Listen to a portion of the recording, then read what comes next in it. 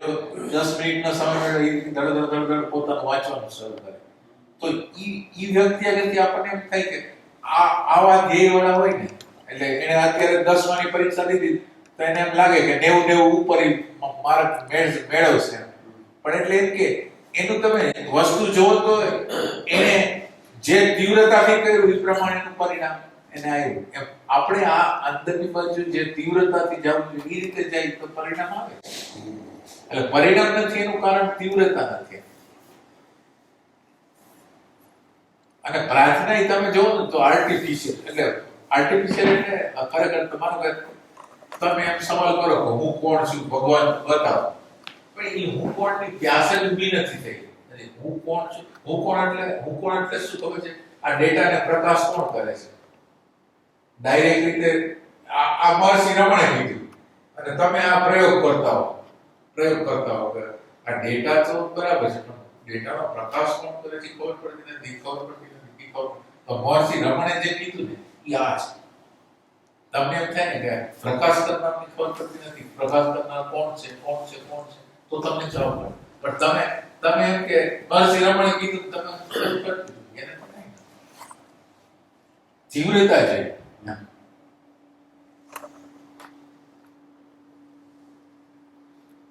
હમણાં તમારી આ વિષય પર ચર્ચા કરતા હમણાં કોમ્પિટિટિવ એક્ઝામ ના ક્લાસ શરૂ કર્યા છે 3-4 મિત્રો છે ને એક્ઝામ છે પાસ નતા હતા એટલે મેં કીધું બરાબર મદદ કરી બરાબર તો એને ભણાવવા અમે 6-8 કલાક વાંચતા હા એટલે બીજાને શીખડાવવું હોય તો આપણે ઘણું શીખવું પડે એને ભણાવવા 6 કલાક 8 કલાક વચ્ચે તો 12 કલાક વાંચતો બરાબર અને પછી મને એમ થયું કે જો આ નાની બાબત એક્ઝામ પાસ કરવી છે તો 12 કલાક વાંચવું પડે હા ઓલી એક્ઝામ પાસ કરો તો 24 કલાક જોઈએ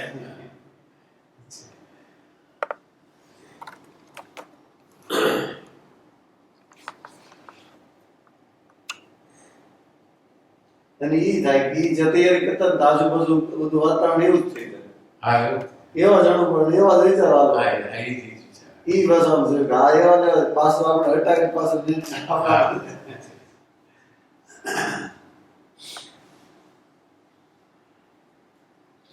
આની અંદર એવું છે કે તમે અમુક વર્ષ 25-30 વર્ષ લગી પ્રયાસ કરો તો તમે ન કરી શકો પછી તમારો ડાયવર્ઝન આવે પછી ડાયવર્ઝન તમારો ઇન્ટરેસ્ટ બીજી જગ્યાએ વહી જાય પછી સમયના ગાળામાં પછી વહી જાય તમને જે આધ્યાત્મ તમે બધી તક આમાં એક્ઝેક્ટ બધી તક કરી તમે પછી ન લ્યો પછી તક બહુ ઘણા વર્ષો પછી કે છે ગુરુજી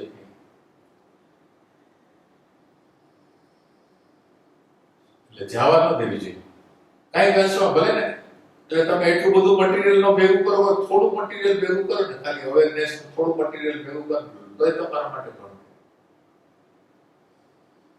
એમ કે ઈ તકને જવા ન દેવાય એટલે મને ઘણી વાર એમ થાય કે એટલો મેળવું છે પણ કેવું અમૃત દેખાડ્યું હોય પછી તમે અમૃત ને પી નાખતા હો આમ તમને બધાને જોઈ તેમ થાય કે બાકી બધું ખોટું બધું મૂકીને આજ કરવા મળ્યું પાછા આયા વિદ્યાર્થીઓ ભણાવી ત્યાં પાછું ભૂલાય જાય પાછું એટલે પહેલા કેવું થતું કે આમ ઓલો ઝબકારો આવતો ને કેમ આત્મસ્મરણનો ઝબકારો આવે ઈ આમ આખા દિવસમાં 2-3 વખત આવતો પછી એ સમય આમ સમયગાળો છે વધતો જાય કે આમ એના એટલે પહેલામાં તમને શું હતું ખબર તમે તમારી જાતે કરતા હો ને ત્યારે તમે અમુક પલોને બહુ અસામાન્ય ગણી લ્યો તમારા જીવનની અંદર કંઈક અનુભવ થાય ને એ પલોને અસામાન્ય ગણી તમે હાઈલે જતા હો એટલે તમને કોઈ પ્રોબ્લેમ નથી અત્યારે તમે સત્સંગમાં આવો તમને એમ કહેવાનું તમે કાંઈ નથી એટલે ઈ પ્રોબ્લેમ નગર અંધારામાં હાલવા માટે તમને કઈ પ્રોબ્લેમ નથી તમે એકલા હાલતા એક અનુભૂતિ તમને થઈ ગઈ તમે એને બહુ હાઇલાઇટ કરી દો બહુ મોટી માઇક્રોસ્કોપ થી જુઓ એટલે તમને એમ લાગે કે બહુ મોટી વસ્તુ છે એટલે તમે ભ્રમણામાં આવો જ્યારે તમે સત્સંગના માધ્યમમાં કરતા ત્યારે તમે ખ્યાલ આવે આપણે આ કઈ વસ્તુ સાચી નથી એટલે હું એમ કહેવા માંગુ કે દાખલા તરીકે પહેલા આવું બધું આમ કે આ આપણે કરવું છે અધ્યાત્મ તરફ જવું છે ઈ જે વિચાર હતા ને શરૂઆતમાં તો આખા દિવસમાં 2-4 વખત આવતા પછી જેમ જેમ ઈ આમ સત્સંગમાં આવતા ગયા અને તમારો બધાના સંપર્ક થયા ઈ પછી ગાળો વધતો ગયો મારી એક નાની આ બધાની અનુભૂતિ થાય ઈ પહેલા આમ આખા દિવસમાં 5-6 વખત યાદ આવતું આ કરવું છે આપણે પછી સમય વધતો આ છેલ્લા 2-3 વર્ષમાં તો આમ પણ થાય એ તમારી યાદી વધે છે, એની ના નથી. તો આ યાદી જે બધી હાલે છે ને એ ખોટી હાલે. એમ યાદ આવે ત્યારે પછી હું એફર્ટ કરવાનો ના એટલે તમારો સમય એમ વહી જશે, તમને યાદી વહી ગઈ છે એમ તમે બોલો છો. પણ યાદી એક્ઝેક્ટ કોને કહેવી? તમે જે સંતોષ માનો છો ને એ યાદી નથી. એટલે કમ્પેરેટિવ ઓની કમ્પેરિઝનમાં તમારી એટલે આપણે કમ્પેરિઝન જો કરીને રિલેટિવ કમ્પેરિઝન કરીને તો તમને એની યાદી એના સંસ્કારો સારા છે કે પહેલાના કમ્પેરિઝનમાં આ સંસ્કારો તમારી અંદર વારે વારે તમને યાદ કરાવે છે. પણ તમે કોઈ દી કદાચ કોઈ તપાસ નથી કરતા કે આ યાદી રિયલ છે કે રોંગ છે, એ કોઈ દી નથી કરતા. એટલે આમ તમે ભ્રમણાના એક સેન્સથી ભ્રમણા, એક સેન્સથી ઇવોલ્યુશનના પ્રક્રિયામાં હો કે તમારી અંદર સારા સંસ્કાર, સારી રુચિ, સારો રસ જાગે છે જે આગલા જન્મની અંદર ક્યાંક કામ આવશે. પણ એટલી જ વસ્તુ. પણ તમે અત્યારે જે યાદી કરો છો ને એ યાદી છે એ રાઈટ નથી. અત્યારે તમને સંતોષ છે છે, તમને ખરેખર આધ્યાત્મ છે એ અસંતોષ છે, સંતોષ નથી. મને જે ખબર નથી પડતી એનો મને બહુ અસંતોષ હોય, બહુ અજંપો હોય, મને ચેન ન પડે એના વગર. એવી અંદર એટલે આ કઈ 1 કલાકની અવસ્થા નથી.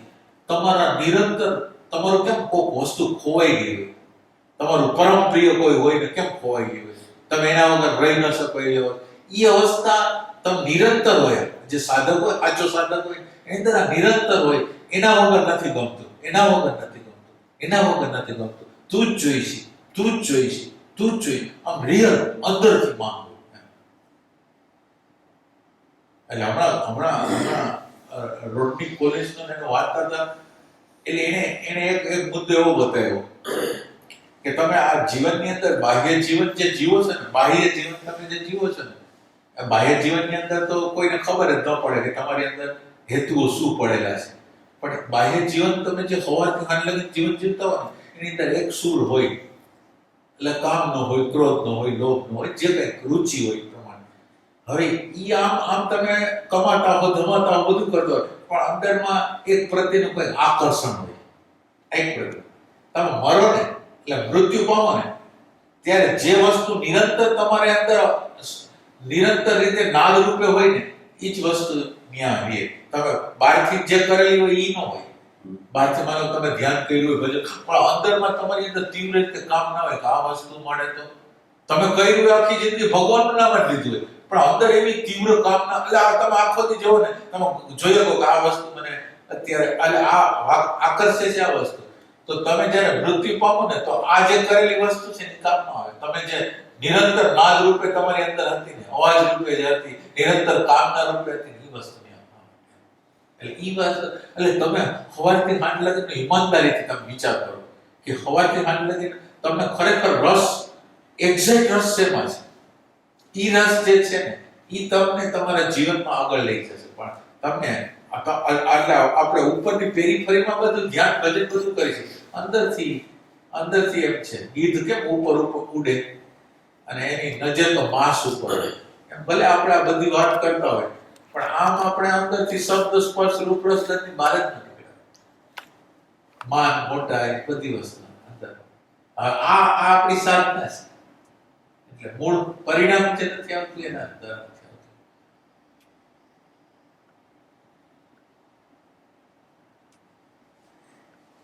અને આપણે આપણી જાતને પ્રશ્ન નથી કરતા કે ખરેખર શું છે. અને પ્રશ્ન ન કરો ત્યારે અજ્ઞાન છે ને ઘેરું બનેલું છે. જેવો તમે ફોકસ કરો ને એટલે ઈ તો હોય નહીં, એટલે ઈ તો છૂટું પડી જાય, ઈ ત્યાં ઊભું જ ન રહે. પ્રશ્ન કરો તો અજ્ઞાન ઊભું ન રહે, પ્રશ્ન ન કરો તો અજ્ઞાન આપવા દે. અને એની અંદર એટલી બધી તાકાત છે ને, તમને એટલી બધી ભ્રમણાઓ આપી કે મનની અંદર એટલી બધી તાકાત છે ને, એટલી બધી ભ્રમણાઓ તમે જીવનની અંદર તમે અકલ્પનીય ભ્રમણામાં તમને જીવાડે છે. એને ફેક્ચ્યુઅલ જીવન નથી ગમતું. આ મન છે એને હાવ ભ્રમણાનું જીવન. તમે વિચાર કરો, તમે હાવ ખુલ્લા થઈ જાવ, તમે તમારી ચેતના તમારી સામે ખુલ્લી, તમને જીવન મજા ન આવે. એક બાજુ જાગૃતિ ન એવી હોય ને એક બાજુ તમારી અવસ્થા એવી થઈ ગઈ હોય કે તમે આખા ખુલ્લા પડી ગયા. તમને એમ થાય કે ઓલું જે ભ્રમણાવાળું જીવન છે એ ભલે આનંદ છે. એટલી હું તમને રિયલ કહું છું, રિયલ. અત્યારે તમને એ દેખાતું નહીં હોય, પણ એમ કે જ્યારે ખબર પડશે ત્યારે તમને ખબર પડશે કે આખી માનવજાત છે ને એ સંપૂર્ણ રીતે પોતાની હારે છેતર, એટલે એમ કે એક્ઝેક્ટ આપણે આવવા જ નથી માંગતી. એક્ઝેક્ટ વસ્તુ એટલી બધી બિહામણી છે. એક્ઝેક્ટ તમે તમારા પત્ની હારે રહેશો, તમારા મા બાપ હારે રહેશો, તમારા મિત્ર હારે રહેશો, કોઈને પ્રેમ નથી, પ્રેમ નથી, ઇન્ટિરિયર કોઈ પ્રેમ નથી. પણ મારે ભ્રમણામાં જીવવું છે કે મારી પત્ની મને પ્રેમ કરે છે, મારા મા બાપ મને પ્રેમ કરે. હવે મા બાપ હોય કે મિત્ર હોય કે પત્ની હોય કે પતિ હોય, એને પોતાના જીવનમાં જ રસ નથી, પોતાના જીવન પ્રત્યેનો જ પ્રેમ નથી, કોને બીજાને પ્રેમ કરશે? તો આ ભ્રમણા વગરનું જીવન તમે કેવી રીતે જીવશો? તમને રિયલ તમારા મનની ખબર પડી ગઈ ને, તમારા મનની ખબર પડી ગઈ ને, એટલે બધાના મનની ખબર પડી ગઈ. હવે બધા મારું મન જેવું હોય એવું બધાનું મન છે. તમને ખબર પડી ગઈ કે આ બધા છેતરપિંડીમાં જ જીવે છે, આમાં તો સાચી તો કઈ છે જ નહીં. એટલે એવી વસ્તુ છે આની. એટલે અત્યારે આપણે આનંદમાં છીએ એનું શું કારણ કે આ અંધારું દેખાણ નથી, અંધારું નથી દેખાણ. અત્યારે ભગવાન હમણાંના દિવસોમાં મારે એવું થાય છે, મારો જે વિકૃત ચહેરો છે ને આખો મારે સામે બરાબર. અને 100%ની વાત છે, મારી કરતા ખરાબ માણસ દુનિયા નહીં. હા એ થાય છે. એટલે હવે એક સાઈડ આ થઈ ગઈ, બીજી સાઈડ ઓલી હવે મને ઓલી વાળી લાગે છે કઈ કે ગલ્પનો દિવસો ખોટો બધા આભાવો ઈ પ્રિય લાગે. આમાં કેવું છે અને આખો દિવસ દુઃખ સિવાય મારે શરીરમાં અત્યારે છે બરાબર. આખો દિવસ મને તો હું જીવન બે ત્રણ દિવસ પહેલા જ ઉભી મારે સુસાઇડ કરી લે છે. મારા જીવનમાં રસ જ નથી. એટલે એમાં કરવાનું તમારે શું હોય? ક્યાંય ભાગવાનું નથી, જે વસ્તુ આવે છે એનો નકાર નથી કરવાનો. ખાલી થોડુંક તમે સેપરેટ થઈને એ અવસ્થા છે એનો સાક્ષાત્કાર કરો. તમારા માટે એ ખાતરરૂપ કામ કરશે. એટલે ખરાબ વસ્તુ નથી, તમે એને ખરાબ કહો. બરાબર, તમને વિચાર આવે છે એ ખરાબ નથી, હું તમને સાચું કહું. તમે ખાલી એની અંદર તાદાત્મ્ય કરો છો ને એને લીધે એને ખરાબી પ્રદાન કરો. તમે તટસ્થતાપૂર્વક ખાલી એને જુઓ, સાક્ષાત્કાર કરો. જે અવસ્થા હોય, ગમે એટલી ભયંકર અવસ્થા હોય, મને વાંધો નથી, પણ તમે એનાથી થોડાક સેપરેટ થાઓ તો કોઈ પ્રોબ્લેમ.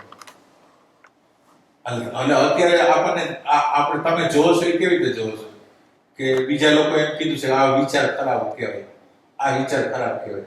હવે આ વિચાર ખરાબ કહેવાય એને તમે બીજા લોકોએ જે કીધું છે એ રીતે તમે જુઓ એટલે તમને સુસાઇડ કરવાનો કે એ બધો વિચાર આવે.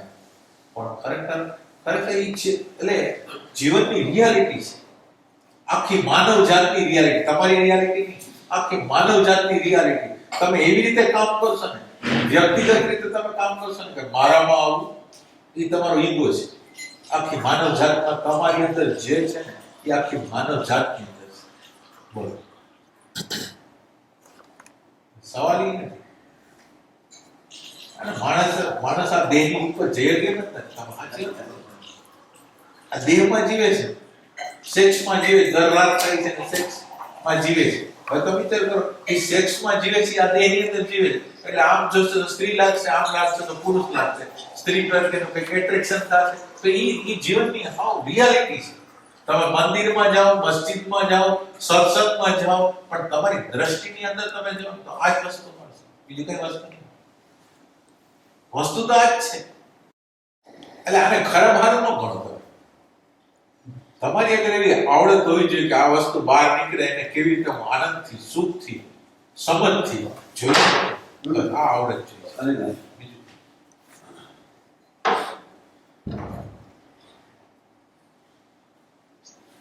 ખરેખર મુક્તિ શું છે?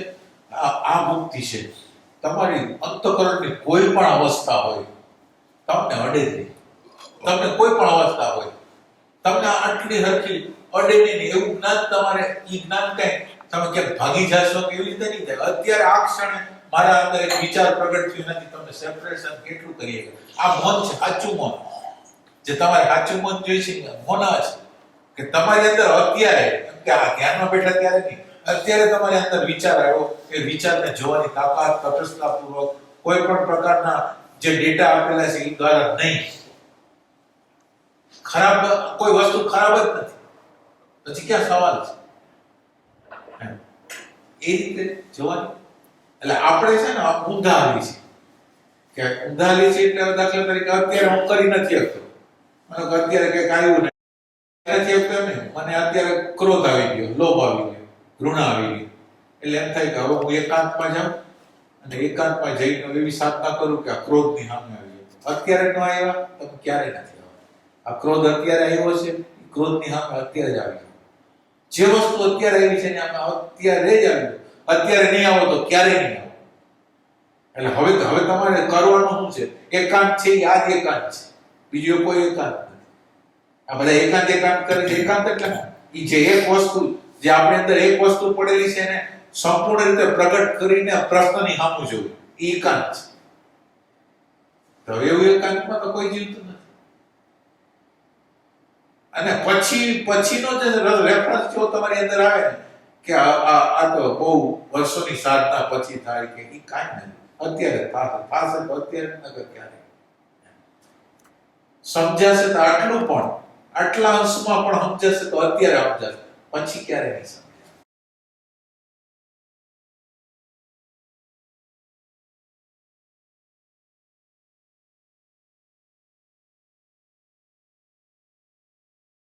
અત્યારે તમને કોઈ પણ પ્રશ્ન થાય છે તમે અત્યારે એ પ્રશ્નને સમજતા જાવ ને એટલે તમે મુક્ત થાવ.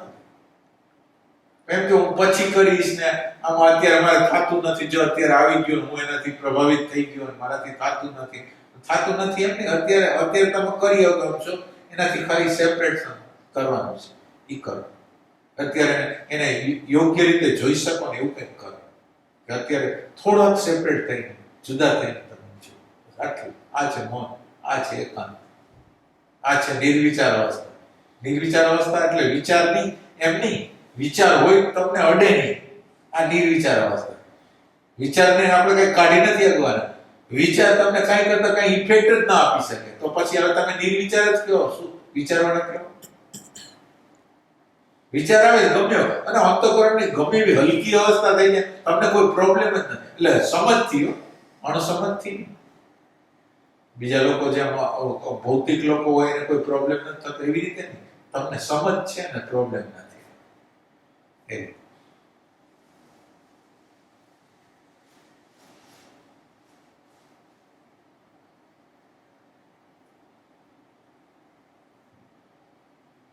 ક્યારેક તો ભગવાન એવું થાય કે એવી અંદર કચાશ છે. તમે જે લેવલે કહો છો પરમાત્માને પ્રત્યે આવો પ્રેમ હોવો જોઈએ, વિરલ પ્રેમ, એ કેમ આપણે નથી? એ નસીબ તો નહીં પ્રગટ થતો. એટલે આ તમને તાપ નથી લાગતો. મને કે કોઈ વસ્તુ મને કે આપણા તમે પેલા એ ગોતી કાઢ્યું છે. આમ પેલો પોઈન્ટ ઈ છે, ભગવાનની વાત ન કરો. પેલી વસ્તુ કરો કે તમને રસ શેમાં છે, એ તમે સાચી રીતે ગોતી કાઢો. તમે આખો દિવસ તમે તમારું ઓબ્ઝર્વેશન કરો, તમારો રસ નથી ગોતી કાઢો. એટલે એક વસ્તુ રસને ગોતી કાઢ્યા પછી તમે એવી ટ્રાય કરો કે રસ તમે જે રસ લેવાનો હોય લ્યો તમારે. તમારી પ્રેઝન્સને આમ અબદ્ધ રાખીને ટ્રાય કરો. તમારી હાજરી રાખીને તમે એ વસ્તુને ફીલ કરો. પછી એમાં તાપ લાગશે તો પછી તમે એને છોડશો તો પછી યાત્રા થશે. એટલે ખરાબ છે જે બધા લોકો ખરાબ કહે છે એવી રીતે તમે ન કરો. ખરાબીનો અર્થ એવો છે કે તમારા અંતઃકરણની અંદર જે વસ્તુ બની રહી છે તમે સાક્ષાત્કાર કરો. જ્યારે કામ આવે, જ્યારે ક્રોધ આવે, જ્યારે લોભ આવે, જ્યારે ઘૃણા આવે, ત્યારે હિંસા આવે, જે સમય આવે છે એ સમય એક્ઝેક્ટ તમારી હાજરી છે. અને એ હાજરી જો તમે ફીલ કરી શકો તો તમને એમાં હાથ નાખવાનું મન નહીં થાય પછી. એટલે પ્રોબ્લેમ જે છે એ શું છે? બીજા લોકો એમ કહે છે કે કામ ખરાબ છે, ક્રોધ ખરાબ, પણ કેવી રીતે ખરાબ છે? ક્યાં પ્રોબ્લેમ કરે? મજા આવે છે અને તમે એમ કહો છો કે એમાં વૈરાગ કરવો જોઈએ, આમ કરવો જોઈએ. તમારી અંદર તમે બરાબર વ્યવસ્થિત રીતે જો તમને મજા આવે છે. બાકી બીજા લોકો એમ કીધું છે કે આ ખરાબ છે. તમે સાક્ષાત્કાર કરો કે ખરેખર શું આમાં પ્રોબ્લેમ છે કે જેથી બધા એના તરફ નકાર કરવાનું કરે છે, એમ શું કામ છે? તમે એને જુઓ, તમારી આંખથી જુઓ. એટલે આપણા મૂળ પ્રશ્ન જે આમ ઓરિજિનલ પ્રશ્ન છે ને એ તમારા પ્રમાદનો પ્રશ્ન છે. પ્રમાદ એટલે તમારે તમને કોઈક લીડર આવી ગયો, લીડર આવી તમને એમ કે તમે આવું ધ્યાન કરો, આવું ધ્યાન કરો, આવું ધ્યાન કરો, આવું ધ્યાન કરો. તમે ઇન્ક્વાયરી કેમ નથી એને કાઉન્ટર પ્રશ્ન કેમ કરતા નથી કે આ વસ્તુ અમે આમ કરી છે અમને પરિણામ નથી આવતું, બતાવો તમે સાચી વસ્તુ. ઈ લોકો જૂઠું બતાવે છે, તમે જ લોકો જૂઠું કરો છો. તમે કોઈ દી પ્રશ્ન કરતા નથી કે આના દ્વારા કોઈ દી રિઝલ્ટ જ નથી આવ્યું. તમે જે રીતે કહો છો જો તમે કરો તો તમે કહી શકો, નકર ન કહી શકો. હવે ઈ લોકો એમ કે છે આ સત્ય છે અને તમે ઈ સત્યને માનીને હવે તમે કોઈ દી ઇન્ક્વાયરી નથી કરતા. તમે માનો કે જ્યારે સાધના કરતા હો ત્યારે તમે જો તો ખરા કે આનું પરિણામ કોઈ છે તો નથી. તો પરિણામ નથી છતાંય તમે વર્ષોના વર્ષો લગી ઈ જ કરી રહ્યા. એટલે પ્રમાદી બુદ્ધિ છે જે ઇન્ક્વાયરી ઈ હંમેશા નાનપણથી એવી ટેવાઈ ગયેલી છે કે જે લોકો કહે ને માની લેવાનું, કહે એટલે માની લેવાનું. એટલે હવે તમે વિચાર કરો, માની લેવાનું હોય તો તમારે મહેનત ક્યાં કરવાની? હવે તમે ઇન્ક્વાયરી કરો એટલે તમારી પ્રતિક્ષણે તમારી જવાબદારી થઈ ગઈ, તમારી રિસ્પોન્સિબિલિટી થઈ ગઈ કે તમારે શોધવાનું. અને આ તમે રેડીમેડ લઈ લીધું કે આ વૈરાગ કરવો જોઈએ, આમ કરવો જોઈએ, તેમ કરવો જોઈએ, આધ્યાત્મ જોઈએ, એનામાં પરમ સુખ હોય, પરમ આનંદ હોય, આ બધી વાત બાદ. પણ પરમ આનંદ અહીંયા પરમ દુઃખનો કોઈ સાક્ષાત્કાર કર્યો? પરમ દુઃખ છે આપણી અંદર, દુઃખ સતત કોન્સ્ટન્ટ દુઃખ છે, એનો આપણે સાક્ષાત્કાર કર્યો. જે વસ્તુ, જે વાસ્તવિક વસ્તુ છે, જે દેખાતી વસ્તુ છે એનો તમે સાક્ષાત્કાર નથી કરતા, આત્મામાં ક્યાં જવાના તમે? આ દેખાય છે વસ્તુ. તમારો છોકરો હોય, તમારી પત્ની હોય, તમારો બાળક હોય, કોઈ પણ વ્યક્તિ એ સ્વાર્થનું કૃત્ય તમારી સામે કરે જ છે. અને સ્વાર્થનું કૃત્ય કરતા હોય તો તમે અંધાપમાં જીવો. તમે તમારી પત્ની છે, તમારા બાળક છે, તમારા મા બાપ છે એટલે તમે એમ કહો છો આ બિચારો આમ તો સારું છે, આ તો અત્યારે એનામાં થોડું ઓલું થઈ ગયું છે એટલે આમ કરે છે.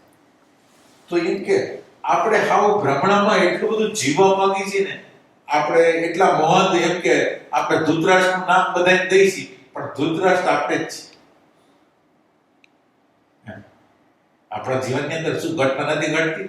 આજુબાજુ પ્રતિક્રિયાઓ આપવાવાળા નથી મળતા? આપણને મળે જ છે.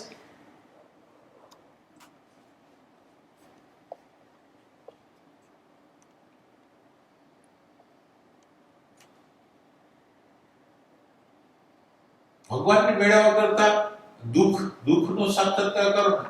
દુઃખમાંથી નિવૃત્તિ ભગવાન છે, ભયમાંથી નિવૃત્તિ ઈ નિર્ભયતા છે.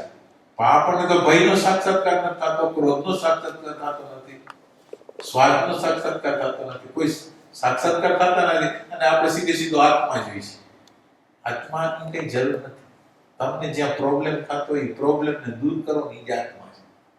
તમે તમારો પ્રોબ્લેમ જે થતો હોય હવાથી આમ લગીમાં જોઈ લો ક્યાં ક્યાં પ્રોબ્લેમ થાય છે, અને એ પ્રોબ્લેમને દૂર કરો ને, એ પરમાત્મા છે, બીજું કાંઈ નથી.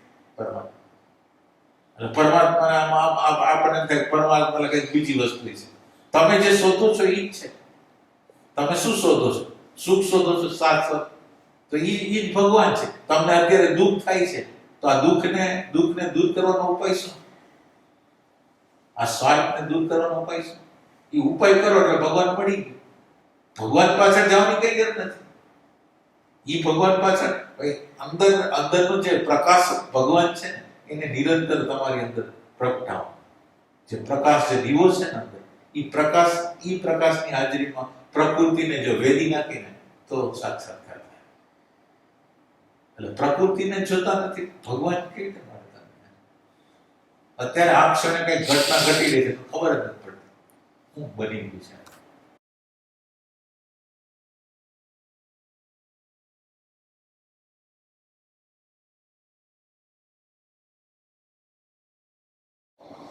અઘરું છે, બહુ અઘરું છે, બહુ પ્રેમ જોઈએ છે. તમે અત્યારે તમે કઈ પણ કરો છો ને, તમે ઇન્ક્વાયરી વગર, પ્રેમ વગર કરો. તમને માનો કે મળે નહીં તો તમે કેમ રોતા કેમ નથી? તમે જે વસ્તુ એમ કે તમે અત્યારે એમ રાજી છો કે તમે કઈ જાગૃતિ કરો છો, તમે કોઈ એકાંત કરો છો, કે તમે તપ કરો છો, જે કરતા હો તમે દિવસ દરમિયાન કઈક કરો, તમે એમ સંતોષ છે કે આ વસ્તુ, પણ તમે જે કરો છો એ હાવ રોંગ છે. પરિણામ આપે નથી. અને તમે એને પકડી તમે એમ કીધું ભગવાન મળે, કેવી રીતે મળે? તો શક્ય. એટલે એવો પ્રેમ હોવો જોઈએ કે મારે સત્ય જોઈ છે, સત્યની અનુભૂતિ જોઈ છે, અને એના માટે હું જે કરી છે એના માટે છે. તમે સાધના કરશો, તમારો હેતુ ખરેખર એનો સાક્ષાત્કાર કરવાનો નહીં હોય ને, એટલે ભ્રમણાનું રાજ, માન્યતાનું રાજ, ન ઇન્ક્વાયરી કરવાનું રાજ તમારી અંદર પ્રવર્તી જશે. તમને તો મારો દ્વિતીય પ્રેમ આવ્યો છે ને એ ક્ષણ ના ના એટલે મારો પ્રેમ તો એવો છે નહીં. આ તો તમે કહો કઈ તો ગઈ એવી રાષ્ટ્રીય છે આમાં. કે હવે ના એટલે પ્યાસ તો ખરેખર પ્યાસ એટલે તો એના વગર ન રહી શકાય એમ પ્યાસ. એવું થયું કામ ત્યારે તો એ ક્ષણ ના, એટલે ઈ એક અવસ્થા એટલે એવી હોય ને કે એમાં તમને એટલે આખો દિવસ એવું નહીં કે 1 કલાક 2 કલાક એવી રીતે નહીં. આખો દિવસ બેચેની આમ કે ગમે નહીં ને અરે ઈ તો ઈ ન ગમે એના તો દોરા એટલા બધા પડે કે આપણે મરી જાય ને આપણે આત્મહત્યા કરી લઈને ત્યાં લગી એવા દોરા પડે. કેટલા ઓપ્શન આ નહીં તો વારે ના એટલે 5 6 દિવસે ઈ દોરા પડ્યા જ રાખે.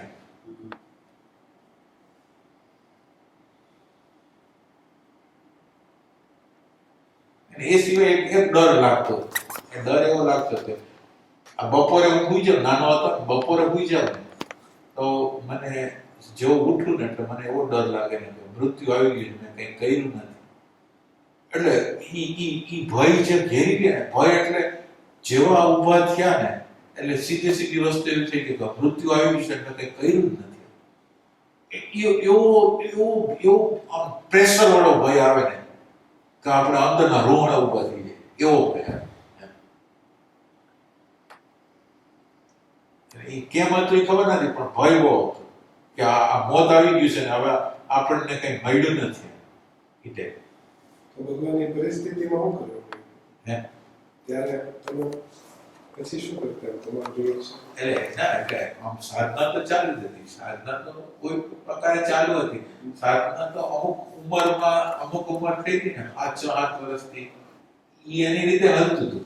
પણ એ વચ્ચે આ બધા સ્ટેપો આવતા. વચ્ચે બધા સ્ટેપો આવતા. મને હજી આ 3-4 દિવસથી બહુ સતત એવું થાય. હા બસ હવે આમ કઈ કર્યું નથી બરાબર એટલે મને કઈ સમજાય નહીં. પછી તમને ને માને બહુ યાદ કર્યા. બરાબર રોવા જેવું થઈ ગયું. બરાબર 1-2 વાર વિચાર્યું કે લાલજીભાઈ ફોન કર્યો એકાંતમાં મળો, મેં કીધું વાત કરાવે. બરાબર. મને જ કઈ ખબર આવે મને પૂછે કીધું તો માથો એમ કહે છે કે તમને મળીને ફોન કરાવો એમ કહે. અચ્છા મને આમ બરાબર. કરવું મને નથી. ના એટલે ઈ એનો રસ્તો કરશે. ઈ છે ને તમને ઈ તીવ્રતા થશે ને ઈ એનો રસ્તો ઈ પકડાવશે. એટલે ખરેખર જરૂર છે ઈ પ્યાસની જરૂર છે, સાધનાની જરૂર નથી. હું તેમ કહું પ્યાસ હશે એટલે સાધના તો એની મેળે જ થવાની છે. એટલે પ્રગટ કરવાની છે ઈ પ્યાસ પ્રગટ કરવાની છે, બાકી એનો રસ્તો કરી લે.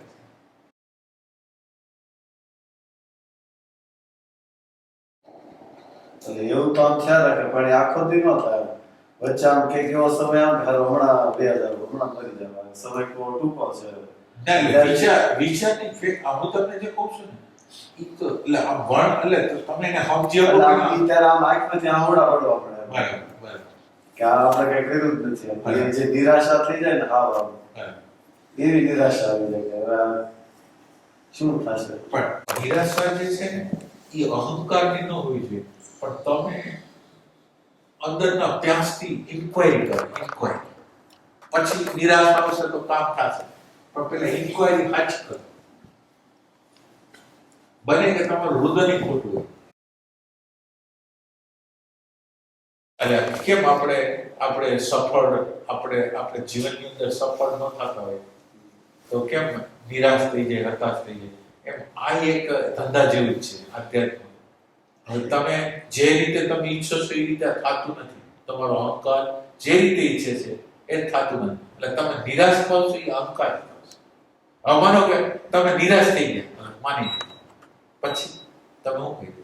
હાલો નિરાશ થઈ ગયા, રોયા, પછી પ્રાર્થના કરી પાછી જે શ્વાસ એટલે પછીનો જે પોઈન્ટ છે પ્રાર્થના કરો અને એની શરણા એટલે તમને ઈ એમ બતાવવા માંગે છે કે તમારી શક્તિથી તમે હાલી નહીં શકો, એક મોટી શક્તિને શરણે જાઓ. આ દ્વારા તમારે જે કર્મ નિરાશ થાવ ને એના નિમિત્તે તમારે તમારો પુરુષાર્થ, તમારો પ્રયાસ જે કંઈ કરી શકે એમ નથી એનો અહેસાસ કરીને ઓલી મોટી શક્તિના સામે જવાનું છે એટલું.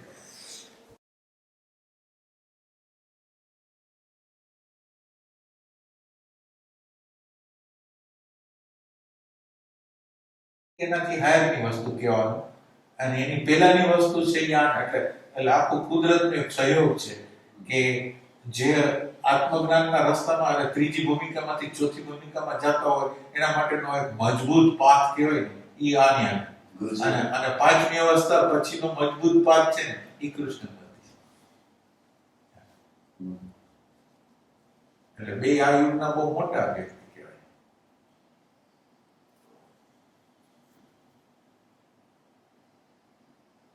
એક ગુરુજી જે વૈજ્ઞાનિક ઢબથી જાય તો એ અદ્ભુત છે સરળ કહેવાય. અને સંપૂર્ણ જ્ઞાન એમ કે જ્ઞાન એટલે ઈ સિસ્ટમની અંદર જ્ઞાન છે ને એ પૂર્ણ જ્ઞાન છે. તમારે આટલી અર્થથી ઇતિ લગી તમારે જાણવું હોય ને એમાં બધી વસ્તુ નાના કણથી માંડીને નાના અણુથી માંડીને બ્રહ્માંડ લગીની બધી વસ્તુ હોય ને એ આખું નોલેજ પરફેક્ટ ભરપૂર